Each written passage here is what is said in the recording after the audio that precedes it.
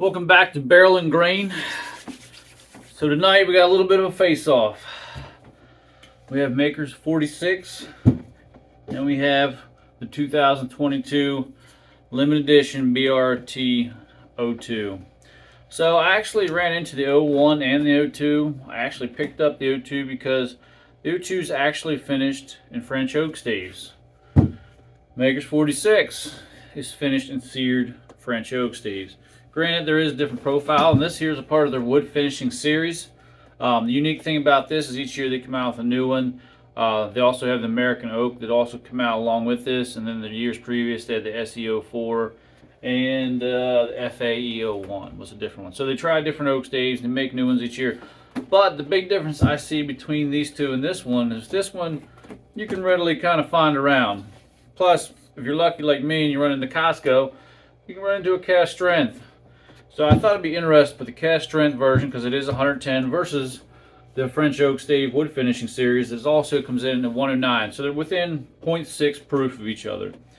But proof is one thing, price is something different. And what I have noticed about this one come in about 60 bucks, or if you buy something that's not cast strength, you can get it down low as 40. This one, if you can find it, can be $60 to $100 depending on what the markup is. So tonight I kind of want to find out, is that $40 markup worth compared to the Makers 46?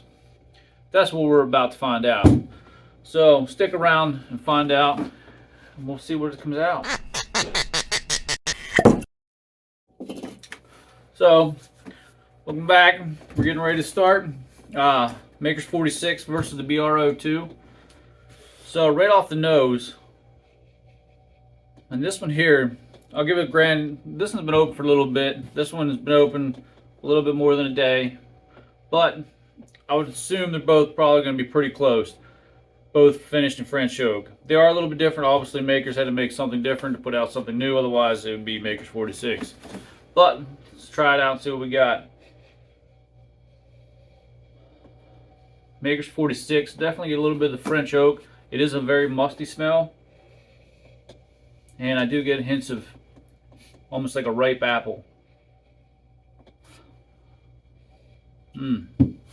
Not bad. The original nose I get off this, I definitely get a more of a caramel smell. There is a little bit of the fruitiness. They are wheated bourbons. Fruitiness usually comes along with the wheat.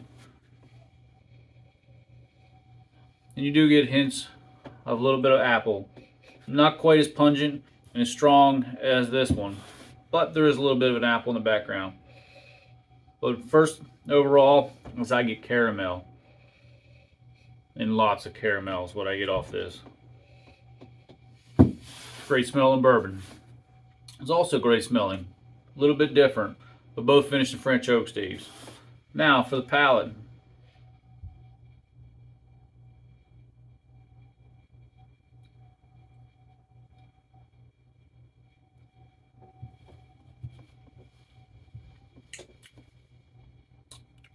So, off the original palate, I still get a little bit of that apple note. The French oak is there. It definitely, the mustiness that hits your nose kind of transferred a little bit in the palate, almost like a wet wood type finish. Overall, very good bourbon. As you can see, I definitely have not shied away from drinking this one. Very pleasable.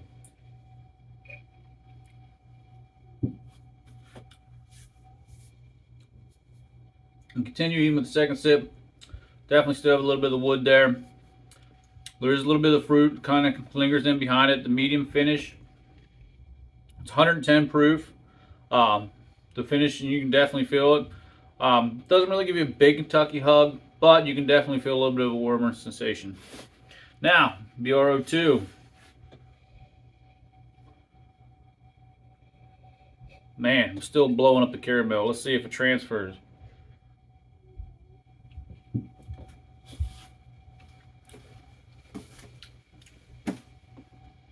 Okay, so caramel is there slightly, but man, this hits you with a red, bright red fruit.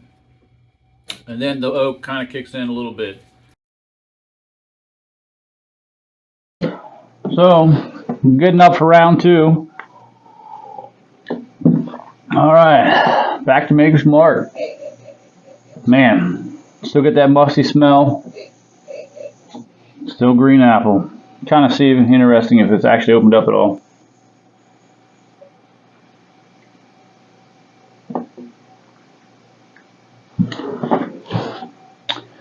So overall, it transfers really well in the palate of the oak. It definitely has that musty oak taste. And it's not bad. It's more of a wet wood it reminds me of. But at 110 proof, definitely feel it in the back of your throat. Lingers around for maybe 5-10 seconds, medium finish. And definitely have the green apple taste that kind of lingers after the wood moves away. You can kind of get the fruit that comes out of the wheated bourbon. So let's crack out. Let's try this one out and see how we got. BRT-2. Man, oh, man, it's almost still like caramel and almost a little bit of like maple syrup. It's real sweet smelling, really very good smelling bourbon.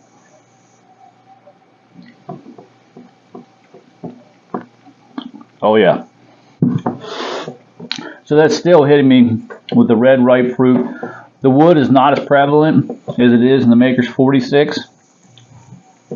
And it could be like maybe this also needs to open up and maybe it needs to sit for a while. But overall, trying them comparing each other, they're a little bit different. They both have that sweet fruit note to them. They both have their own wood profiles, and just like it says Maker's Mark, it is a wood finishing product, and they are different.